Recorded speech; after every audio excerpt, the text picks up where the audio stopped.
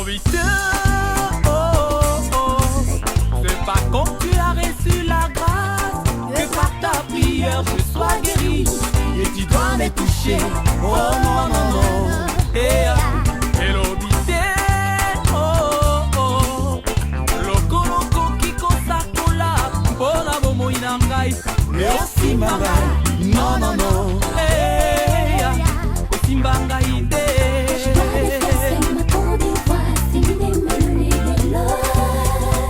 Shalom, shalom, peuple de Dieu. Lundi à Yobel TV, dans l'émission Yanola Bisso.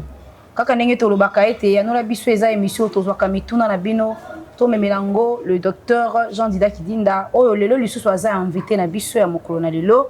Et avant de présenter na lina banana na bande kolanga oyo tozaka na bango ba fidèle compagnon na ngai naza bongo na ndeko Elvis. Bonjour ndeko Elvis. Bonjour maman Léonel. Esengo ya kozala na yo lisusu. Merci beaucoup.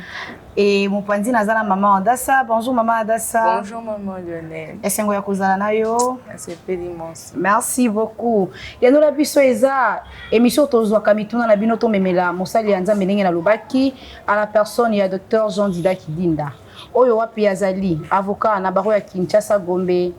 Azali auteur ya conférence biblique Yobel.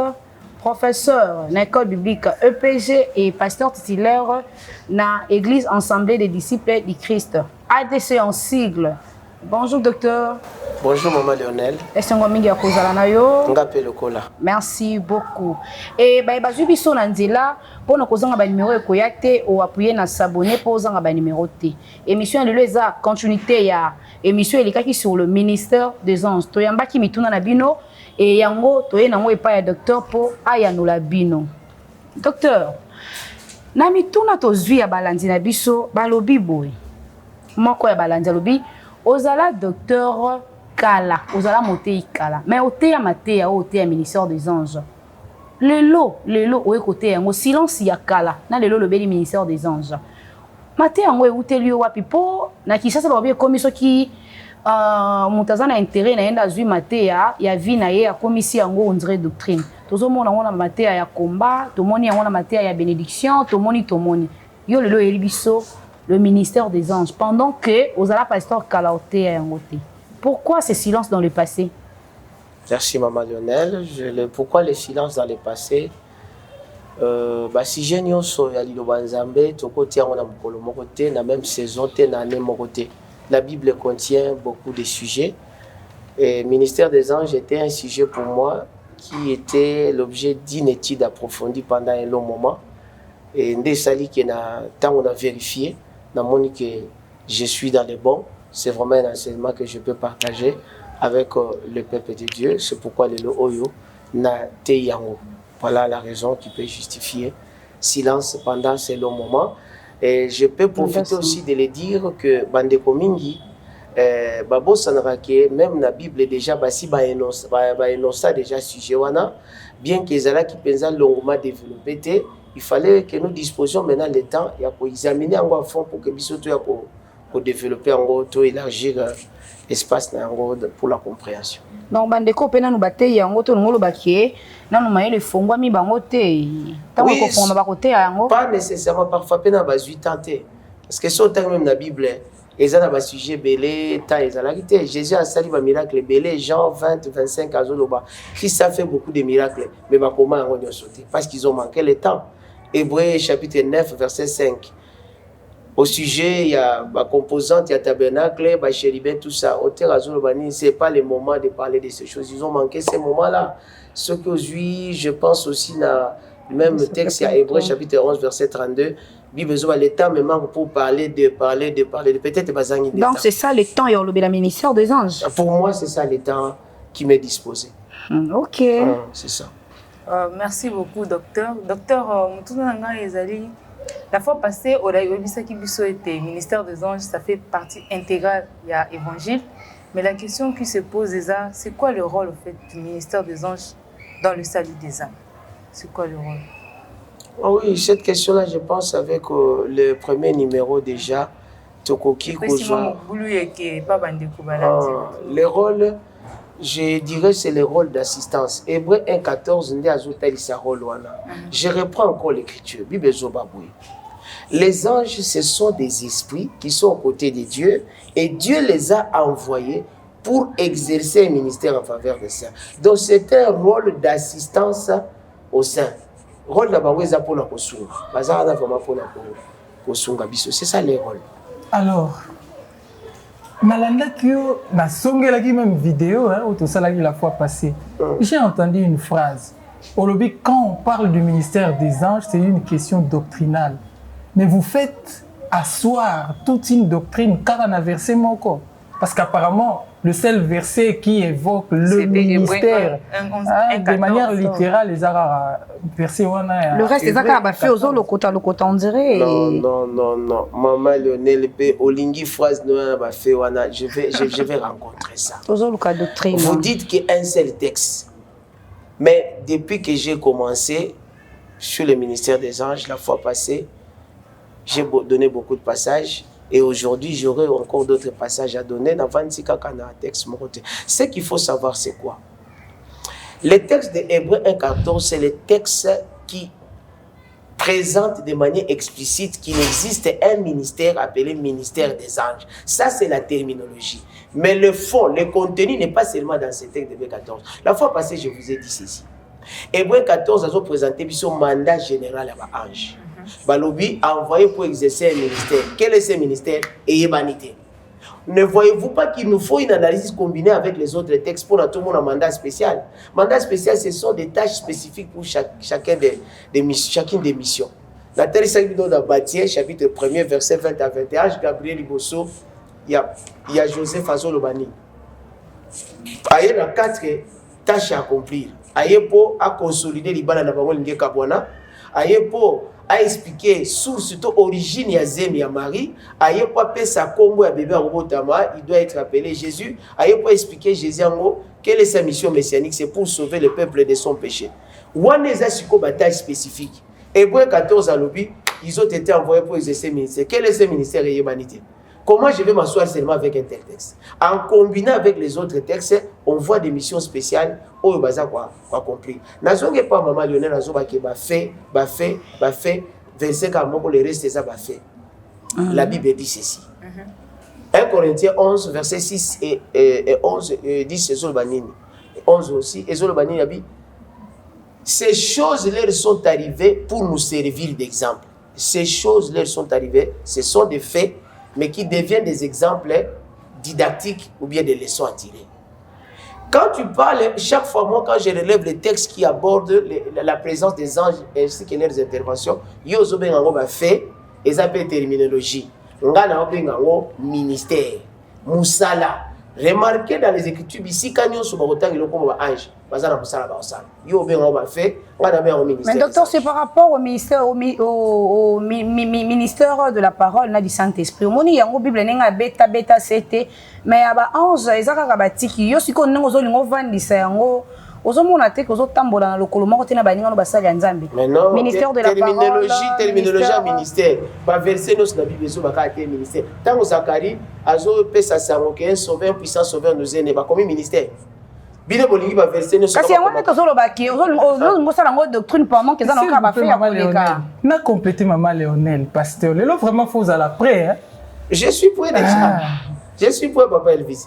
Jésus, avant Koufa et Bisibiso, le Saint-Esprit viendra. Il a très bien spécifié la mission. Il vous rappellera de tout ce que j'ai dit. Il vous consolera. Avant de partir aussi, il a laissé la mission pour le ministre de la Parole. Allez, faites de toutes les nations les disciples, les baptisants et tout. Mais quelle est la mission spécifique donnée par la Bible pour le ministère des anges? Il y a Zolo Baramasé, Jésus n'a pas fait allusion à ça. De manière isolée. Mais en termes du ministère, tout ministère a quand même des missions bien définies. Notre Seigneur Jésus-Christ a bêté en Kara. J'ai comme l'impression que vous faites la sourdine d'oreille. Je répète, ce ministère, c'est le ministère d'assistance aux saints. Mais maintenant, la manière d'assister dépend d'une mission à l'autre. Ce qui Ange Gabriel et pas Joseph Ayepo va consolider les balles à Navarro. Ange Tanga Wokende et pas Noah, ils n'ont pas Manoa, ils n'ont pas fait cette instruction. N'engeni ni barobo pour la moine au babengi Samson. tango ange akokende epai ya Abraham mission na kozala ayebisa Abraham année prochaine bozwa mwana. Donc chaque ange ou chaque groupe d'anges baza na mission na bango bazokita kosala. Et tout ça, les résumés, ils sont là pour assister. Ceux qui va comprendre sa terminologie exacte vraiment, le ministère des Transports, ministère des Sports. Ministère d'assistance au sein. Kasi to ba anjango ba yende kolobela biso wana to kipe bango to vandi boye ba yena bango te mais to vandi ka to bandi ko beta masolo na bango. Bible zo ba boye docteur. Bible zo ba biso nini. To de passer ba borne te ba parents na biso ba tikela biso. Yo moko tingo no vanda étant que docteur enseignant de la parole. Docteur to lo ba na ba vérité. Yo moko zo mona te ko zo de passer ba borne. Pour nga na vandi na nga boye ange yena été mais na vandi na ko beta ba tu biso ange comme idolâtrie. N'habitez maman Lionel ba borne pour na yezo ngolo bani. Tanga nazo benda Hébreu 14 eza borne o ezali posé par mes pères. Kasi mi vandela nango bongo bango ba misali la maison qui est tout mo beta masolo na bango. Des rois 6 il y a le prophète Élisée eza ba borne. Tanga nazo évoquer Hébreu 1. Et puis tout nazo évoquer Jean chapitre 1 verset 51 eza ba borne posé par Jésus-Christ. Tanga nazo par exemple texte Psaume chapitre 103 verset 20 à 21. Docteur. Eza ba borne je vais le dans texte mususu eza base ngwana parce que bolobi Hébreu 14 zana pesa bino beton mususu. Pour bino bozo kanisaka ke eza kaka Hébreu 14 wana. Allons un peu avec Psaume chapitre 103. Psaume chapitre 103, verset 20 à 21. Base mususu angoyo azala kola lipasse à Hébreu 14. Je vais lire Psaume 103 verset 20 à 21. Bénissez l'Éternel, vous ses anges, qui êtes puissants en force et qui exécutez ses ordres en obéissant à la voix de sa parole. 21. Bénissez l'Éternel, vous toutes ses armées, qui êtes ses serviteurs et qui faites sa volonté. Voilà un autre texte de base qui présente les triples services des archanges. En quoi ça nous concerne, docteur? Les Écritures concernant toute écriture est inspirée. Ce sont les anges qui bénissent l'Éternel. Pour convaincre, pour corriger, pour instruire. À quoi ça nous concerne? L'écriture a été envoyée pour nous, pour notre édification. Mais restons dans le contexte de salut des âmes. Est-ce que je suis sorti du contexte du ministère des anges? Non, mais des saluts des âmes. Mais si c'est le salut des âmes, il y a des textes qui parlent du salut des âmes. Maintenant, vous me le ministère des anges. Quand j'évoque un texte du ministère des anges, vous me dites maintenant restez dans le contexte. Quel est le contexte? Vous êtes dans le contexte du ministère des anges. Ah bon? Ministère des anges comme musuni ozolia baninga balobi oza libanda ya doctrine baninga na yo mususu balunyi kutaka koyoka matea na yo te eza musuni bibelobi liandunda Balobi ministère des anges Balobi ministère des anges et vandité na doctrine na sainte doctrine et vandité yango biso to bengi yango musuni c'est doctrine ngo sikoza nini ponga nga na otanga za pesa doctrine donc bango bana c'est kala wana ndi mama Lionel le problème ezali eza kala to c'est une doctrine il faut qu'il soit oza ko bo mama mysticisme wana na sima yango kangami na ba ange bon monique bozo poser une question quand je cherche à répondre vous m'embrouillez et comme ici comme mysticisme là répondre mysticisme tu dois répondre doctrine tu dois répondre kaka verset moko vandi na ngo Hébreu 14 toutes sortes de questions de ce docteur en tout cas c'est pas la question tantôt natika musunali andunda je vais répondre quelque chose bandana wana libaku batu babeti babaku docteur on a eu beaucoup de questions par rapport à ça vraiment c'est intéressant en tout cas je dirais ceci. Ministère des anges, balobi eza musuni, ezobetsa libakuna li andunda. Autrement dit, évangile tozotea eza libaku, donc batika robatia bakamususu. Parce que ministère des anges, ils ont fait partie intégrante de l'évangile. Ils ont beaucoup de sujets accompagnés l'évangile. Des Genèse en Apocalypse, c'est l'évangile. Tous les sujets dans la Bible, ce sont des sujets qui entrent en concours avec l'évangile. Si j'aime la Bible, ministère des anges, et bandi kobeta mabaku, mais c'est étonnant. C'est une vérité qui doit être communiquée.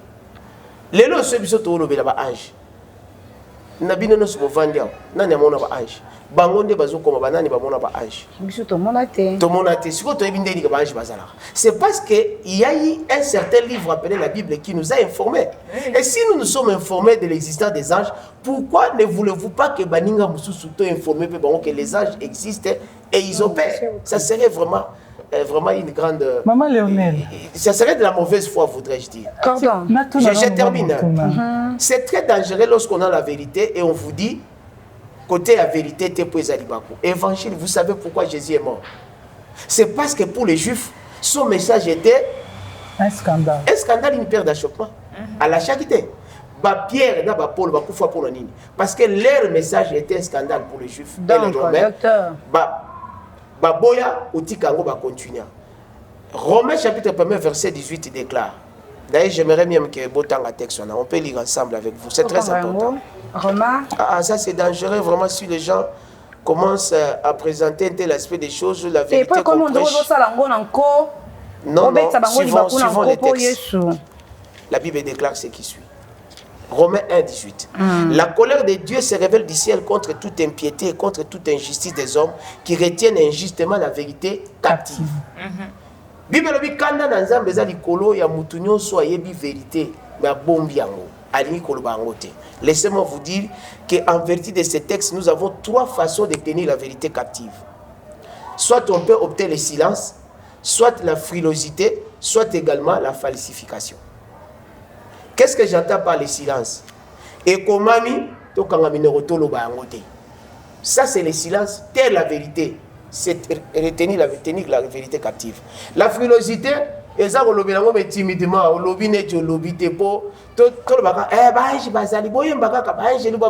ça c'est la frilosité. C'est une méthode qui consiste à parler de quelque chose timidement pour vérité. Et enfin, nous avons la falsification. C'est aussi retenir la vérité captive. Alors, parce que...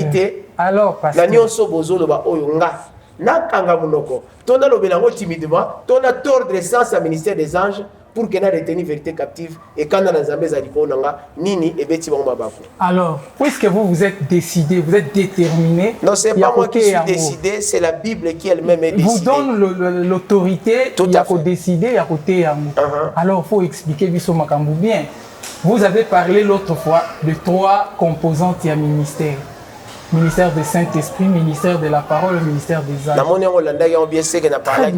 Alors, toyebi rapport na biso bandi avec le Saint-Esprit. Nous avons un rapport. Toyebi pe rapport na biso na ba ministre de la parole. Ce sont nos bergers. Et quel est toyebi pe rapport? Il y a Saint-Esprit na ba ange. Quel sera maintenant notre rapport avec les anges? Tokoki kobeli la bango puisqu'ils viennent à notre service. C'est pourquoi nous avons souvent que le ministère des anges est allé sujet doctrinal. Nous allons interroger les Écritures. Ce qui Bible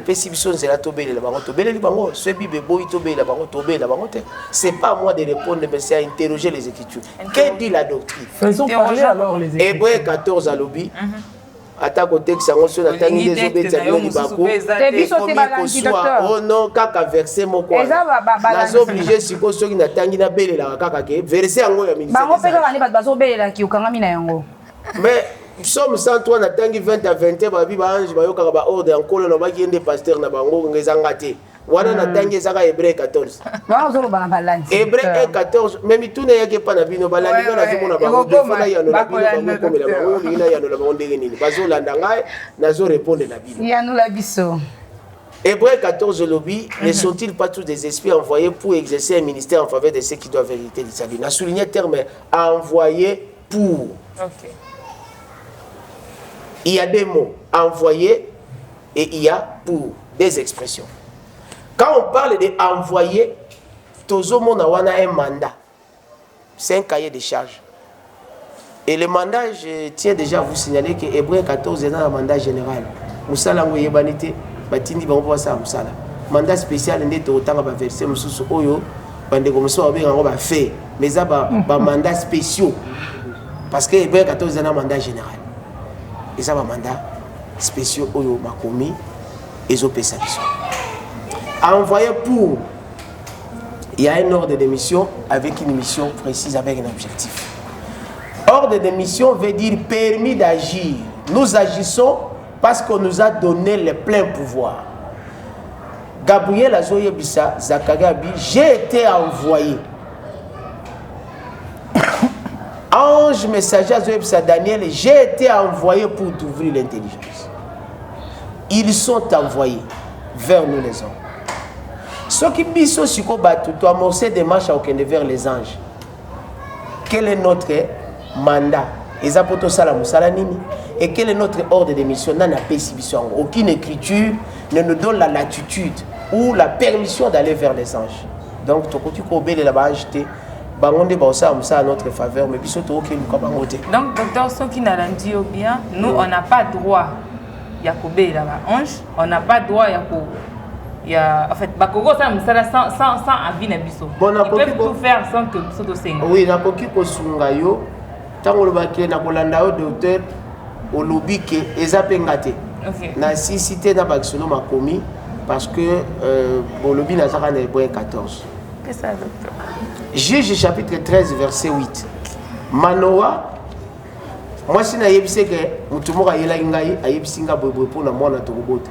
Manoa ayeba ite que za ange. Azongi pa nzambe akeko senga bi mutu ayaki azonga lisusu. Donc vous voyez que Manoa n'était pas allé vers l'ange, mais il est allé vers Dieu pour que Dieu donne les ordres à ceux qui ont ayaki azonga lisusu. Voilà, premier texte, c'est que les anges, nous ne pouvons pas aller vers eux, mais c'est eux qui viennent vers nous. Si nous avons besoin, nous allons vers Dieu. Tosuit 2 Rois, chapitre 6, verset 18. Tant où armée syrienne, et il y a qui peut siéger Bango, serviteurs à Zobanga, Élisée a ne craint point, car ceux qui sont avec nous sont en plus grand nombre. Que ceux qui sont avec Bondeli, ils avaient Fongo, les Missoumi se font. Mais si Manango, soldats syriens, bandi pour avancer vers Bango. Élisée a moni danger, directement il a commencé à invoquer l'Éternel. Abi Seigneur frappé Bango d'aveuglement. Lui qui savait qu'il y a une constellation des anges qui sont à leur protection. Au lieu de Bango que Bango n'a pas besoin d'attaquer Bango, mais à Bondeli les armées. Donc la formule c'est aller vers Dieu, c'est Dieu qui donne les ordres pour la frapper d'aveuglement. Je vais frapper d'aveuglement à partir de la prière. Et à partir de la prière, il y a Élisée. Je termine avec le Seigneur Jésus. Je suis dans Matthieu, chapitre 26, verset 53. Texte sur notre temps, texte ange. Et vous allez dire qu'il y a un Hébreu 14. Non, je pense que va comprendre. Matthieu, chapitre 23, verset 26. Qu'est-ce que je dis? Matthieu, chapitre 26, verset 53. Jésus. Pierre a kati lito ya ramassé lito azongisa bibitumba ya ngote. Soki ezalaki ndenge penza oyo na kolinga ke to sala bitumba ngoto papa alingi yango. Na ngaki na senga ipatata na plus de 12 légions d'anges. Voilà encore une fois la formule de Jésus. S'il était dans les besoins, il n'allait pas demander aux anges de venir directement, mais de se dire au Père afin que Père envoie. Alors, donc c'est ça Psaume 103 verset 20, ils obéissent aux ordres de Dieu et non de nous les hommes. Puisque nous n'avons rien à faire, rien à exiger dans l'action. Pourquoi nous l'enseigner? Pourquoi pas passer outre que parler de ça? Tout à fait, c'est une observation pertinente ou bien une question pertinente. Je profite de l'occasion, le ministère des Anges est un sujet passif. C'est-à-dire? Sujet passif, c'est-à-dire un sujet mokoyo, pour apprendre les bisous en haut, mais bisous tu vas amorcer des marches vers bateau il va prendre bisou.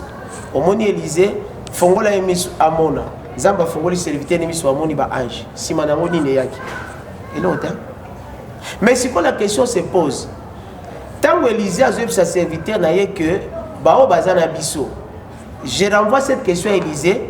Pourquoi il n'y a pas ça qui vous traitez? Deuxièmement, Nzambe sikoyo. Tant que la Bible fongola bango misu, au fongola emisu, Nzambe pas fongoli serviteur, et Élisée misu amona ba ange. Pourquoi aussi j'ai envoyé cette question à Dieu pour dire pourquoi Dieu lui n'a pas passé outre. Docteur Ibo. Enfin, écriture les olobi la ba ange. Pourquoi la Bible n'est pas passée outre? Ba ange. Ba eba kufa balanda matéo, te sort na bango ezani. Ba eba kufa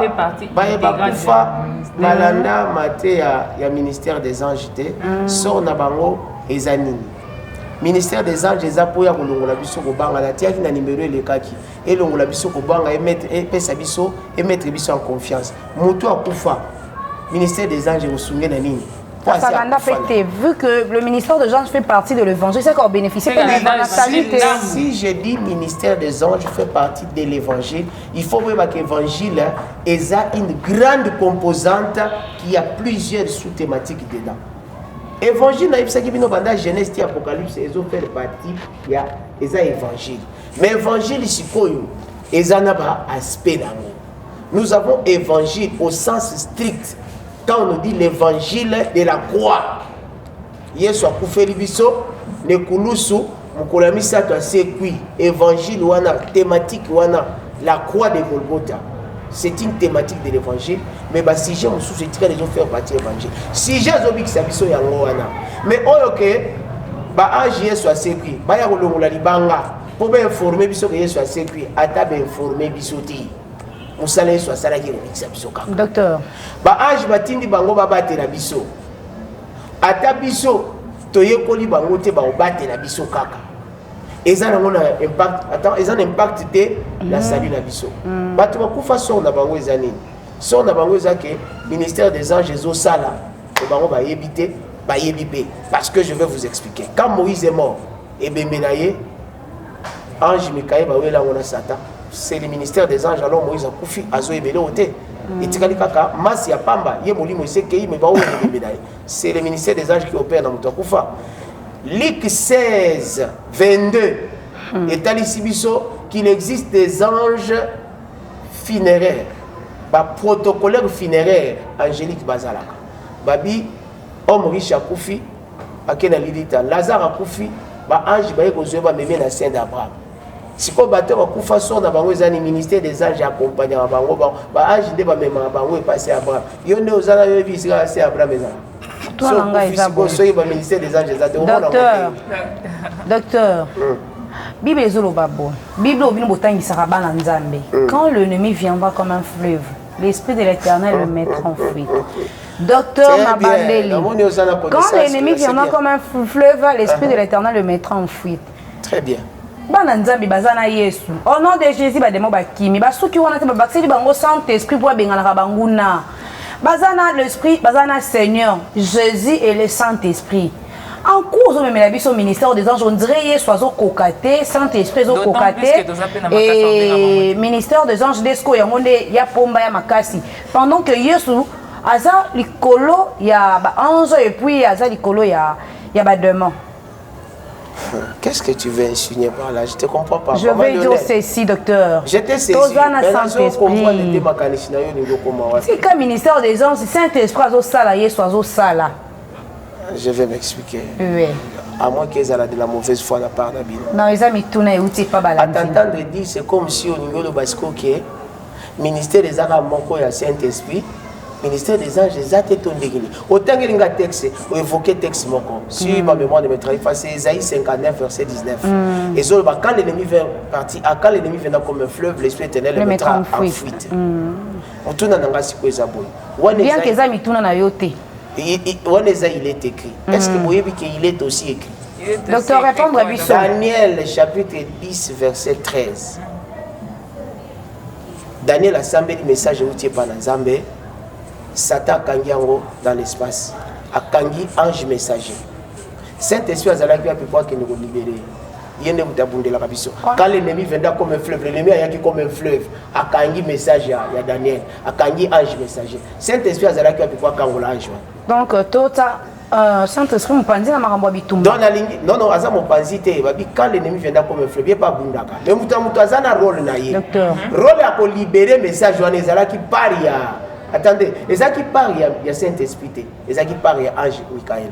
Je répète, Daniel 10, 13, Ange Michael n'a pas libéré, et ça joue. Et bien, Moïse dans le lango. Saint-Esprit a pu pouvoir botter lango qui est le mais docteur, tu as Yesu koto bana sata. Déjà, mambo na to bossa na l'église et biké to bunda kana kombo na Yesu. Émission ya liboso na psako likambo bundisa ka satana Yesu ndé ministère des anges boya. Ah ben ba wela oyoki onke bazolo bas Yesu ndazo wela ngona satan. Mais docteur, on nous dit clairement que ezali Jude 9. Bible ezolo baké Satan zo wele le bembena Michael. Yosko kotisi Jésus wapi mama.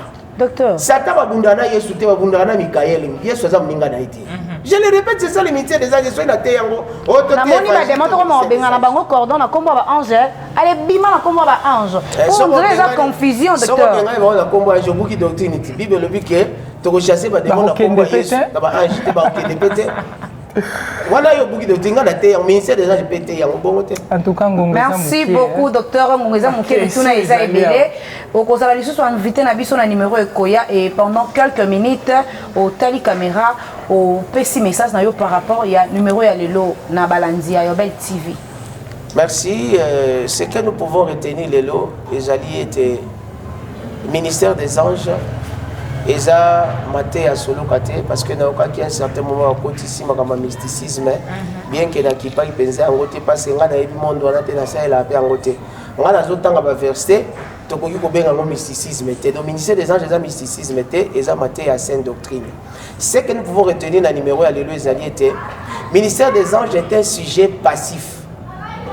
Le col sujet passif tozoye kola ke ba ange bazali ba batela kabiso ba bundela kabiso ba randa kabiso ba service na nzoto eza botaou oyo base de terre eza ko habiter eza ko mema molimo na Nzambe to eza ko mameli ko na biso biso siko tokoki ko kende vers ba ange te parce que c'est un sujet passif. Évangile est un sujet actif pour nato yamba Yesu mais na partie à ministère des Anges comme sujet vraiment passif. Biso to se mettre en confiance mais biso to ke obéir la bangote ange Gabriel ozapi Michael ozapi ngayoyo c'est vraiment une hérésie doctrinale, c'est ce que nous pouvons retenir pour aujourd'hui. Merci beaucoup docteur. 30 secondes à dédicace. Dédicace na Pessimbote dans toute la communauté qui nous a suivis. Je pense aussi à tous mes collègues enseignants de la parole ainsi que mon église, sans oublier ma famille. Élargie comme ma petite famille restreinte. Je salue ma femme, Maman Bijou, ma chérie Amotema, l'os de mes os chers de ma chair, ainsi que tous mes enfants. Coucou à vous tous, on est ensemble. Merci beaucoup docteur Kolimbate pour te benga benga mais tout nous est tellement ébélé et te souhaiter une journée malamo. C'est moi qui vous remercie. Merci beaucoup. Bozala ki ebele ya kolanda biso na émission ya nola biso ya mokolo na lelo. To pesi bino merci pour na ngonga o bo pesa ki na kolanda na émission na biso. Et wana to pesi merci na bande ko na biso bazala ki na sima ya caméra, na moni bongo de ko Archange Ndongo, na moni lisusu ndeko Chris Ngalula, sans oublier ingénieur Mita et le grand réalisateur Benj Kaka mona kinda sango. To benga ka studio. To monani na numéro ekoya. Ciao. Serviteur, c'est pas quand tu as reçu la grâce que par ta prière je sois guéri et tu dois me toucher. Oh non, non, non. Et l'obité, loko loko kiko sakola, pour la bomo inangai, merci ma